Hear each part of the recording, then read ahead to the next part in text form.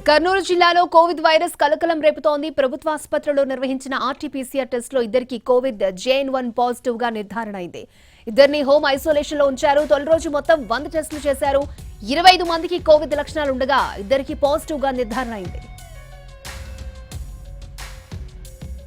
ఇదే అంశానికి సంబంధించి మరిన్ని వివరాలను మా ప్రతినిధి చంద్రశేఖర్ అందిస్తారు. కర్నూలు జిల్లాలో కోవిడ్ JN1 కేసులు 2 నిర్ధారణ అయ్యాయి. నిన్నటి నుంచి ఇక్కడ టెస్టులు ప్రారంభించారు. నిన్న తొలి రోజే 100 టెస్టులు చేశారు. అందులో ఇద్దరికి కరోనా పాజిటివ్ వచ్చినట్టు నిర్ధారణ అయింది. మనం ప్రస్తుతం కర్నూలు GGHలో ఉన్నాం. ఇక్కడ కోవిడ్ JN1 వార్డును ప్రత్యేకంగా ఏర్పాటు చేశారు. కరోనా టెస్టులు కూడా చేస్తున్నారు.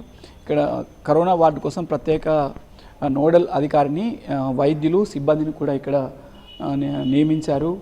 నిన్నటి నుంచే ఇక్కడ సేవలు ప్రారంభమయ్యాయి. ఇక్కడికి వచ్చిన వారికి వైద్య పరీక్షలు చేసి కోవిడ్ టెస్ట్ చేస్తున్నారు. ఆ తర్వాత నిర్ధారణ అయిన తర్వాత వారికి అవసరమైన చికిత్స చేసేందుకు ఇక్కడ ఏర్పాట్లు చేశారు.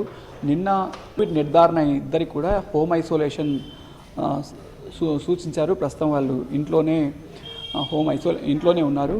అయితే గతంలో కర్నూలు GGH స్టేట్ కోవిడ్ ఆసుపత్రిగా ఉండేది. ఈ నేపథ్యంలో ఇక్కడ కోవిడ్కి సంబంధించి పూర్తి స్థాయిలో ఏర్పాట్లు చేశారు. పడకలు కూడా మొత్తం మీద ఇక్కడ 1200 పైగా పడకలు ఉన్నాయి.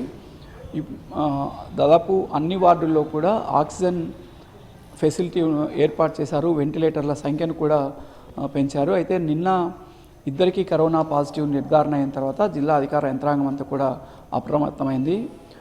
కర్నూలు GGHలోనే 3 చోట్ల PCR టెస్టులను చేస్తున్నారు. ఇప్పటికే ఇక్కడ చికిత్స పొందుతున్న వారిలో ఎవరికైనా కరోనా లక్షణాలు ఉంటే వారిని RT-PCR టెస్ట్ చేసి కరోనా ఉందా లేదా అని నిర్ధారించి వారికి అవసరమైన చికిత్స చేసేందుకు ఇక్కడ ఏర్పాట్లు చేశారు. మనం చూడొచ్చు.